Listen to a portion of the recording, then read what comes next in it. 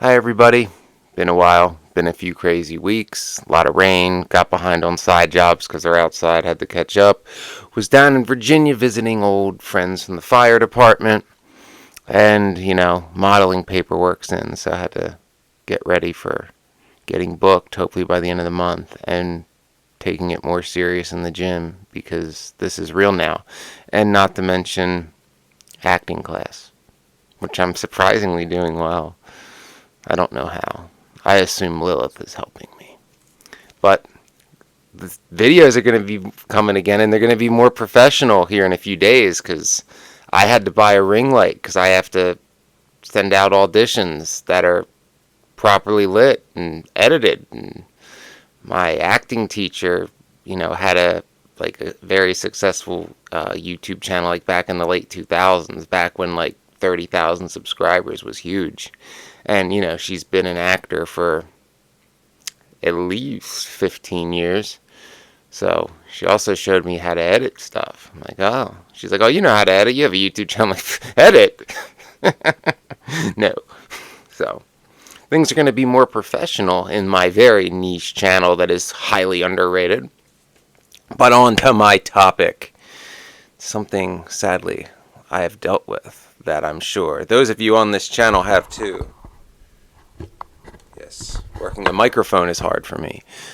But it's how the narcissist steals your identity. Now, when dealing with a narcissist, particularly, if you're young, if you're a kid, the narcissist is one of your parents or whoever your caregiver is, you try to keep a blank slate because the narcissist, it happens at any stage of life, but the narcissist is going to criticize you. They're going to criticize anything you're into, any interests you have, any hobbies, because they want to mold you into what they want, which is, the perfect subservient abuse victim for them to get continuous, never-ending narcissistic supply from. So anything that gives you confidence or is something that gets you away from the narcissist or long-term could give you independence, they want to crush that because that's a threat to their precious status quo. Narcissists love maintaining their status quo where they're the center of the universe and everybody's subservient to them and afraid of them because they don't know what narcissism is or how to deal with it. That's why channels like this are important and for validation. But in the situation, they're going to try to take away everything that is you. They're going to put you down for excelling in anything they don't approve at, and they want to keep you trapped in a miserable situation. If you have talent in something, they'll destroy it. They'll take that away from you, tell you you're not allowed to do it. Like telling an 8-year-old he can't play ice hockey because it's not for the school. Making him play football that he wasn't really into. This guy. And trying to get you to conform to whatever they want. And a lot of times, well, not a lot of times, narcissists are all obsessed with image. They love to play keeping up with the Joneses, especially baby boomer narcs, because half of their existence is keeping up with the Joneses. This is the generation who, one of their most popular bumper stickers in the 1980s was whoever dies with the most toys wins. Yeah, they glorify movies like, what's that disgusting movie about boomers in their 30s? And shows how degenerates they are. Give me a second. The Big Chill. Yeah. If you haven't ever watched that, my mother loved it. It was always on in the 90s. But watch that movie, and it's like, yep, that's your typical, well, if not your typical baby boomer, your typical white middle-class baby boomer anyway, because they had a very homogenous upbringing. You learn all about the read A Generation of Sociopaths by Bruce Cannon Gibney, a self-made Gen Xer. So, anyway, they're going to take your identity, and they're going to keep you down. And as you get older, they want to force you into a job you hate, something that, will make you miserable and not pay well and keep you subservient to them, like, assistant golf course superintendent, where you work 60, 70 hours a week, salary for $37,000, and you're always tired because you're outside in the heat all day doing labor, and it's degrading, demeaning, and you get no satisfaction or gratification, and there's no room to move up, at least for 20 years, because you're at the second to the highest level, and, the highest level is occupied by boomers. Yeah. Fun, who refuse to retire even though they're millionaires. But you could never be as good as them, even though, they're still telling you to to use chemicals and different, IPM pest management procedures that would require chemicals that went off the market in the early 90s, like mercury-based products, and they're telling you this in 2015 because they're that out of touch. And then they cry for help when they have to use Excel. But nevertheless, the narcissist wants you in that situation, wants to keep you in that situation, and has no empathy for you, even if your situation becomes so bad where you feel that, there's no hope, and you want to hit a restart button, let's say. But nevertheless, it even gets worse, because some of us will fight through that. Some of us will get to a point and be like, I'm going to do what I want anyway. I don't care what you think, I'm going to take that firefighter exam. I'm never in college, you're 19, you'll never get hired. Well, I did. I didn't get to go, but I got hired. So that shows that don't let the narcissist try to steal your identity, and try to take away from you what you enjoy. I'll give you a big secret that I don't talk about because it's a little embarrassing, but the way things are going, it's worth saying. Another thing, it can be environmental too. The narcissist, it may not be for their own gratification, but they may take your identity to make you conform, because narcissists, they're not leaders, they're conformists, and it's all about fitting into a group. Narcissists can't be alone. There's not loner narcissists. They can't handle it. They constantly need other people's validation. They can't validate themselves. They latch on to whatever fad is and try to act like they're at the head of it. But we'll say it this way. Let's say, there is a liberal part of the county I live in. A liberal part. It's called Phoenixville. It's where I'm originally from.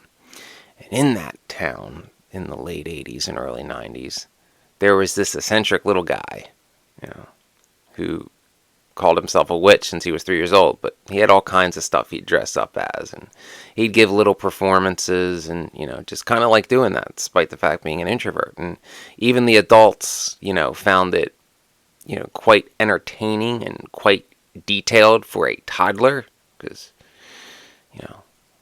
good memory. So I could memorize, I could act out, stuff from things I watched and know the lines and stuff. And I thought that was fun.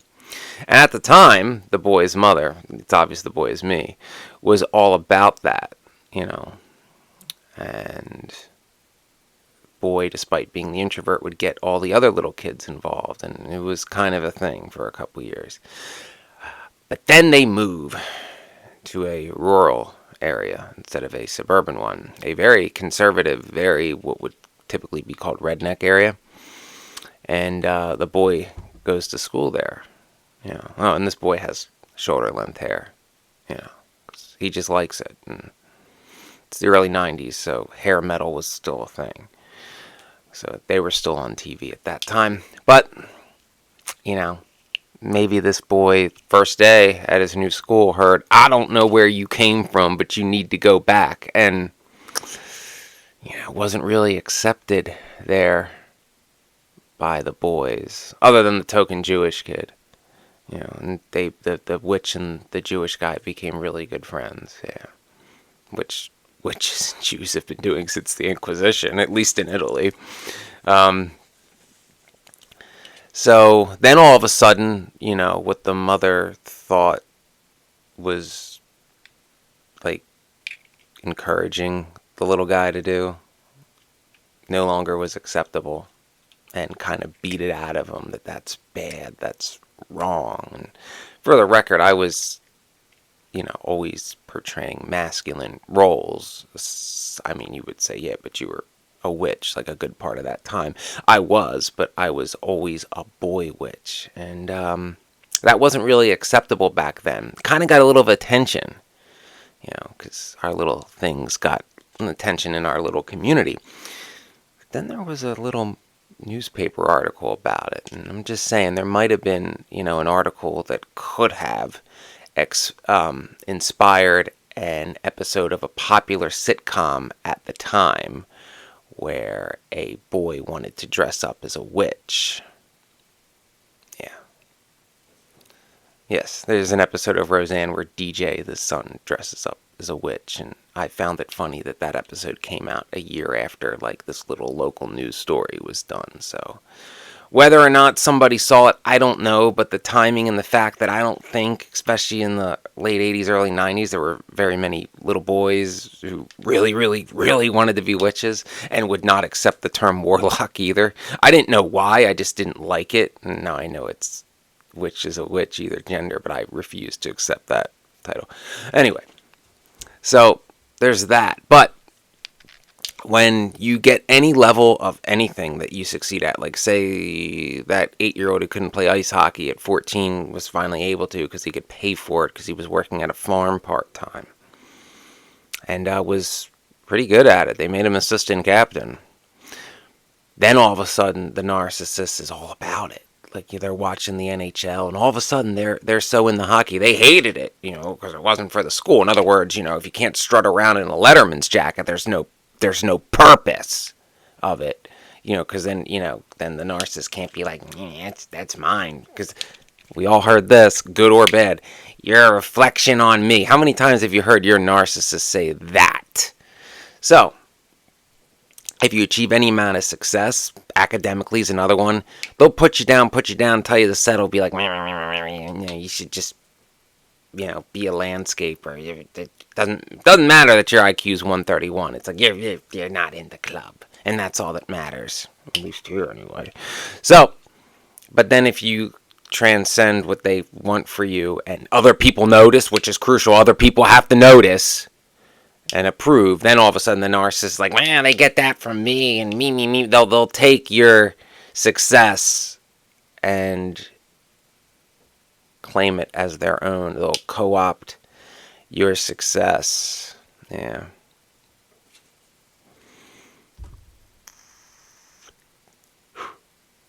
So it's something that can be very maddening, because the same person who steals your identity or prevents you from expressing that identity, and that, like I said, it could be anything. It could be a sport, it could be a hobby, it could be, things you're into as a kid that you like to play with. Things that shouldn't matter for a parent to get involved in, but nonetheless they do. And then if you break free of them telling you no and you do it anyway, and you gain, just even a little bit of validation or notoriety in wherever you are from it, then they'll claim it as their own. Because again, you exist to serve the narcissist. Your sole purpose is to give them supply. You exist to please them, and whether it's them abusing you, putting you down, or stealing your accomplishments as their own. That's why, where I'm from, the fact that I only made, there were 2 levels of honor roll in high school, and I was on the lower one of the 2, because when I went to private school, because I had a partial academic scholarship and a partial hockey scholarship. So to go to the Catholic high school only cost me a third of what it cost someone who just got in. And I kept getting in fights at the public school with the good old boys, because they kept, abusing female friends of mine, and I would fight them. And that just blew their mind. I was supposed to just sit back and take it, but I wasn't the biggest guy, I wasn't the smallest guy, and I had a heavy bag that sat there. There's actually a speed bag still right behind me. See? Yeah. And I went to the gym so I could hold my own. And of course, no matter what they did, it was always my fault, because their uncle or their dad's best friend were on the school board, and I wasn't from around this area, because most of these people have been in the same small town for generations, whereas I'm only the second generation of my family born in this country, because most of my grandparents weren't, 3 out of 4. But it's things, like that. Why the hell did I mention? Oh yeah, so the school thing I was talking about, it's all about the narcissist stealing your accomplishments, and they can only do it if they can do it, amongst like their enablers and their group. So for my mother, it was, if it didn't happen in Chester County, it doesn't count. So the fact that I was only on regular honor roll instead of distinguished honor roll, that that wasn't good enough. But my brother, the golden child, was on distinguished honor roll. But then when we got to college, a higher level of education, and I was on the dean's list and occasionally the president's list. That didn't count for anything because that didn't happen in Chester County. And he was failing, but he was so good in high school, and that's more important. Like somehow high school, and my dad did the same thing. Like he had a C plus average or a B minus average in college. I graduated cum laude with a B plus average. It was 3.43. I'm not bragging, but I'm saying it was better than his, but he was like, oh, but my high school was better. But that's like,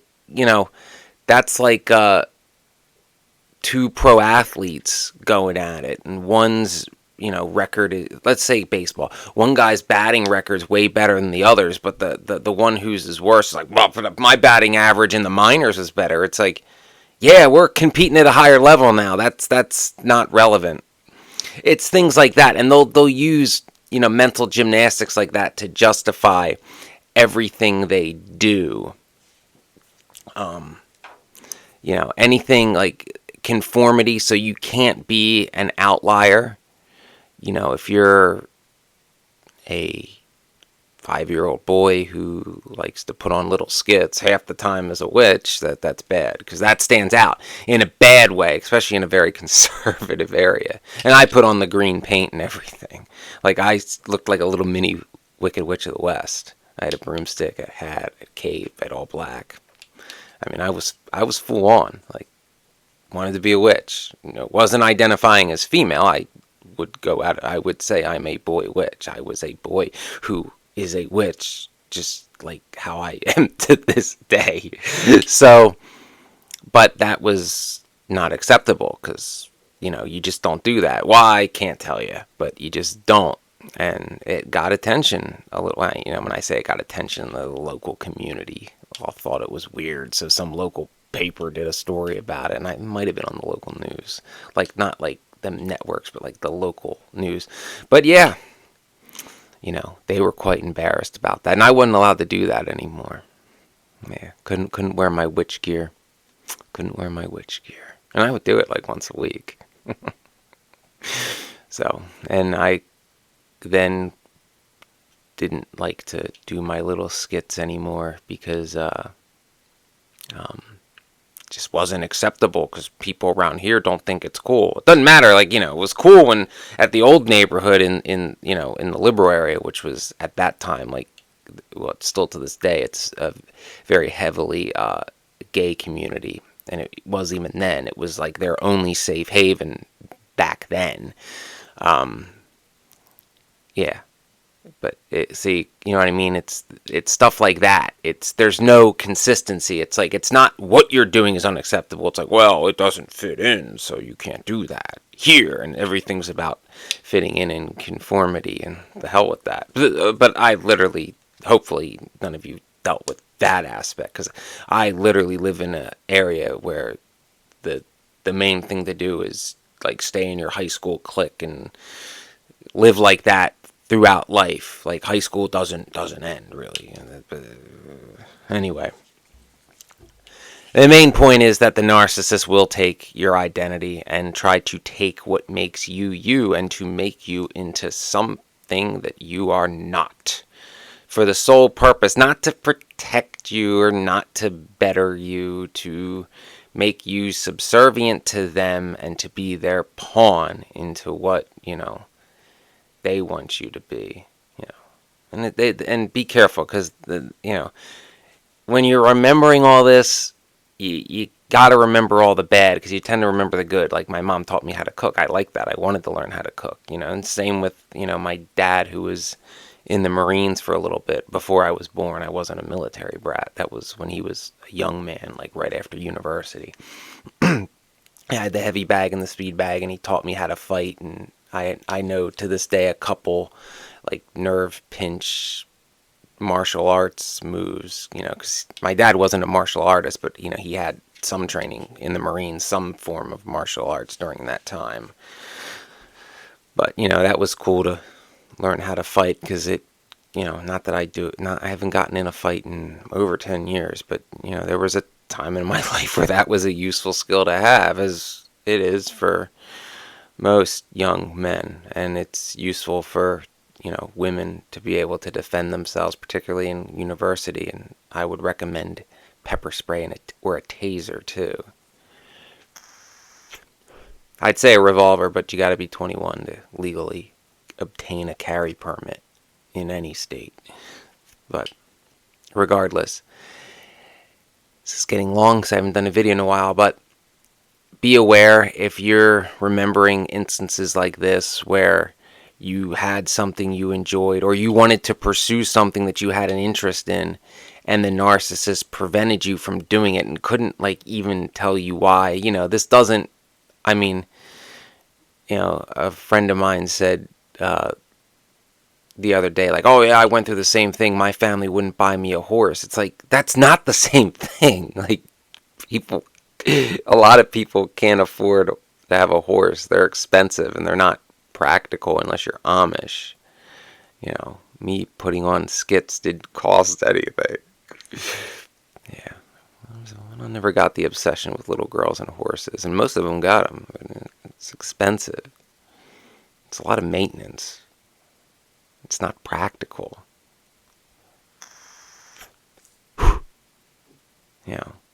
I understand, girls and the horses, and you find, you go to some place where she can ride one, get that experience. But, to go and ride a horse versus owning one, I like playing hockey. I didn't expect to have my own ice rink in the backyard. I'm not Wayne Gretzky. He did have one. The great one. Yes, his dad would get up and do the, I would say Zamboni it, but he was doing it by hand at 4 a.m. Yeah, so that's how Wayne Gretzky got so good, because he was into something and his parents bent over backwards to support that. Must have been nice. Well, and I'll end with this. And you'll notice too when you remember these events, because sometimes with some parents it's time and money, work. You have to understand that, especially now as an adult. But compare yourself, the black sheep, to the golden child. So my little brother was in the basketball, and he was on the rec teams, and he played for the school once he got to middle school. But then there was the summer league. It was an hour away, a solid hour away. They let him do that. I couldn't play hockey. The ice rink was 25 minutes away. Right?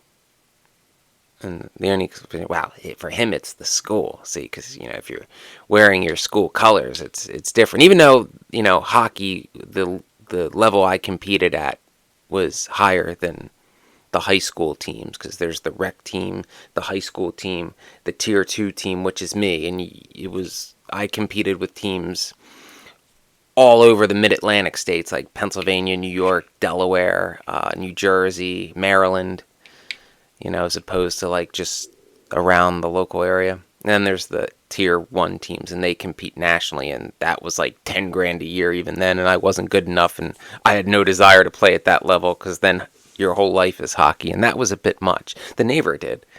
Yeah. So him and I would train together in the street. But anyway, now I am just rambling. So yeah, be aware of what the narcissist took from you, why they did it, and think about what their end game was, and think about why you enjoyed what you were doing at the time. And depending on what it is, because some things you do as kids you don't do as adults. Some you can continue to carry on if it's a sport or something, or I guess if you like putting on little skits. Anyway, maybe you have a talent in something, art. I don't, but unless bad poetry counts.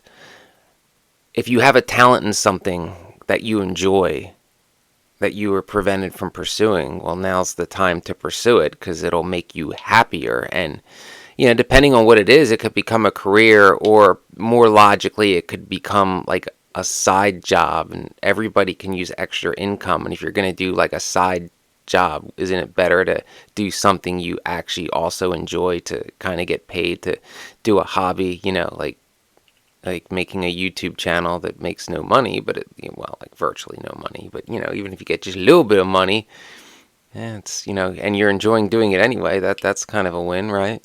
So yes, I will be doing more content and more professionally very soon, assuming the damn thing comes on time, and I gotta figure out how to use it. So, but yes, more professional content with maybe some edits, maybe. I know you're thinking, learn to edit. This video is long as hell. Yeah, well, I had a lot to say, and I went off topic more than once, because I like giving my stories as examples, and I have them. And since I've already gone this long, keep going. Yeah, art's a common one that they're going to take away. I have friends who, especially one female friend, she was very talented at art, and her parents were hell-bent on her becoming a teacher. Yeah. And, she kind of worked the system a little bit, because she became an art teacher and does her own art thing on the side. So I guess that's, partial victory, because an art teacher, she's still doing art, but it's steady income with a pension, whereas as an artist who solely survives on selling their art can be a difficult thing to break into, if and survive if that's your main source of income. But yeah, just be aware of all this. Be aware of your own experiences. Be aware that this is a common thing among narcissists, and it's not you, it's them being narcissists. So please like and subscribe. Watch my older videos. You probably, hopefully have been, because I haven't been making things for a few weeks. Follow me on Instagram, because it helps my new career, and social media is very important, and I'm just not that into it. I have to do TikTok now too, and figure out what the hell to do on those. Alright, so yeah, follow me on Instagram. Support the channel if you can. Links are in the About section. Super thanks button. Share any videos that you found helpful in any narcissism forums. And remember to trust your intuition about why the narcissist is trying to take something away from you that makes you happy, that's important to you. And don't sell out your interest or your integrity or your goals to please a narcissist. Because as I've said before, never forget, a narcissist is never pleased. At least not long term.